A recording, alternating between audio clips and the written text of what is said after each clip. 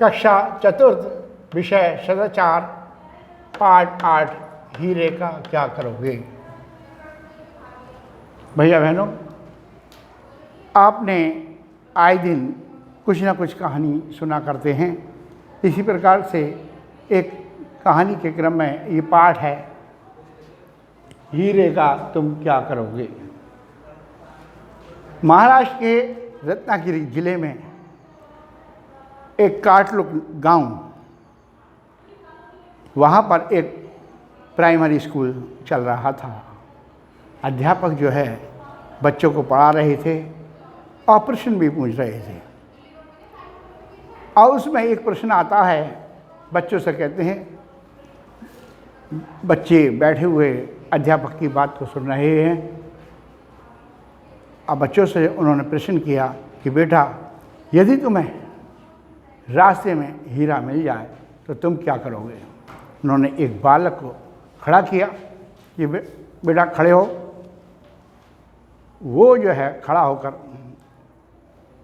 वो प्रश्न का उत्तर देता है कि मैं इसे बेचकर एक कार खरीदूंगा। उन्होंने कहा अच्छा ठीक है, सिट डाउन। उसे बैठा दिया।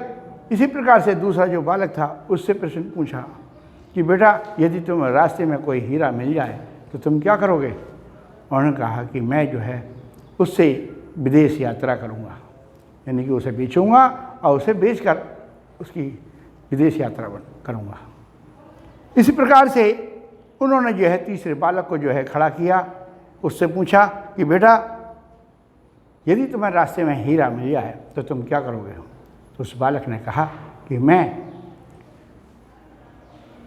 उससे बेचकर विदेश यात्रा करूंगा, हवाई जहाज की यात्रा करूंगा।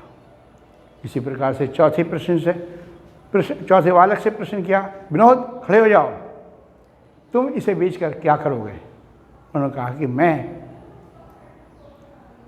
जो है इसे बेचकर जो है उसका सही जगह इस्तेमाल करूंगा, यानी कि उसे जो है उसके मालिक को सौंपूंगा। अच्छा, यदि मालिक, अध्यापक आश्चर्यचकित थे, यदि मालिक ना मिला तो तुम क्या करोगे। उन्होंने कहा कि मैं उसे बेचकर समाज की सेवा में लगा दूंगा। तो अध्यापक जो थे उस बालक की बात सुनकर गदगद हो गए और बहुत खुश हुए। उन्होंने कहा शाबाश, तुम बहुत समझदार हो, तुम एक दिन जरूर इस देश के महान देशभक्त बनोगे। अब वो बालक, छोटा सा बालक, मन में विचार करने लगा और वो नीचे बैठ गया। अब वो बालक कौन था। छोटा सा बालक गोपाल कृष्ण गोखले थे। इसी प्रकार से गोपाल कृष्ण गोखले पर एक छोटी सी एक घटना और है, वो मैं सुना रहा हूँ। भैया बहनों, ध्यान से सुनेंगे और इसे जीवन में भी अपने उतारेंगे। वो घटना है सत्यप्रियता, यानी कि हमें हमेशा सत्य बोलना चाहिए, चाहे कितनी भी परेशानी हो, चाहे हमें इनाम मिले तो और नहीं मिले तो, या दंड मिले तो उसके भी हम भागीदार हैं, लेकिन हमें हमेशा सत्य बोलना चाहिए। एक बार की बात है, कक्षा में बच्चों को कुछ प्रश्न दिए और वो प्रश्न हल कर रहे थे और करने के बाद उन्हें अध्यापक जी ने चेक कर दिया। फिर गृह कार्य में उसी के आधार पर जो है 10 प्रश्न दिए गए। उन्होंने कहा कि तुम जो है इन प्रश्नों को घर से हल करके लाओगे और सभी प्रश्न स्वयं ही करोगे। तो सब बच्चे जो है उन प्रश्नों को हल करके लाए और हल करने के बाद सबकी कॉपियों का जो है अध्यापक ने निरीक्षण किया। सबको नंबर दिए गए, लेकिन उसमें जो है जो गोपाल कृष्ण गोखले की कॉपी थी वो सबसे अच्छी थी और सभी प्रश्न उनके सही थे। और पहले से ही अनाउंसमेंट कर दिया गया था कि जिसके सभी प्रश्न सही होंगे उनको जो है एक उचित इनाम दिया जाएगा। अब जब 3 दिन बाद उसे उन टेस्टों का जो है इनाम दिया जाना था और कुछ अतिथि भी बुलवाए गए थे।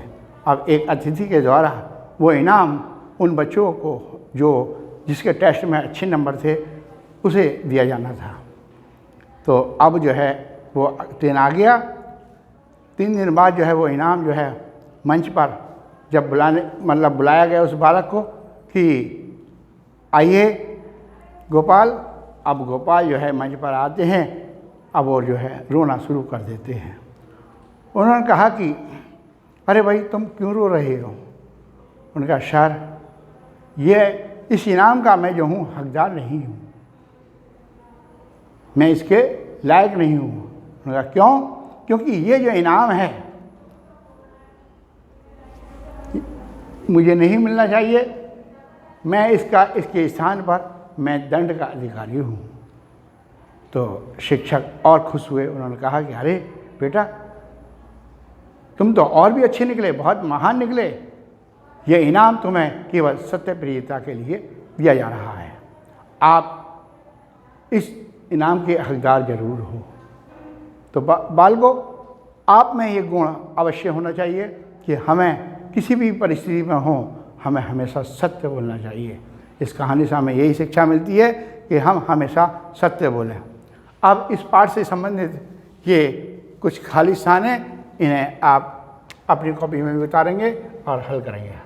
रत्नागिरी जिले के काटलुक गांव में एक प्राइमरी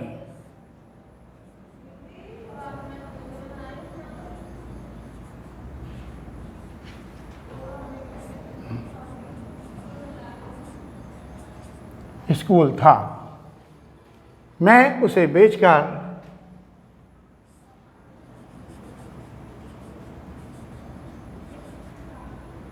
धनवान बन जाऊंगा। तुम बड़े होकर सचमुच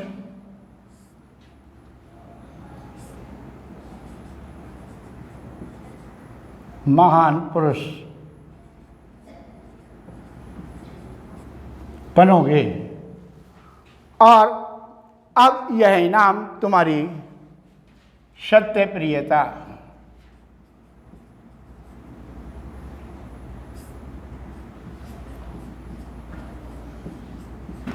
के लिए दे रहा हूँ।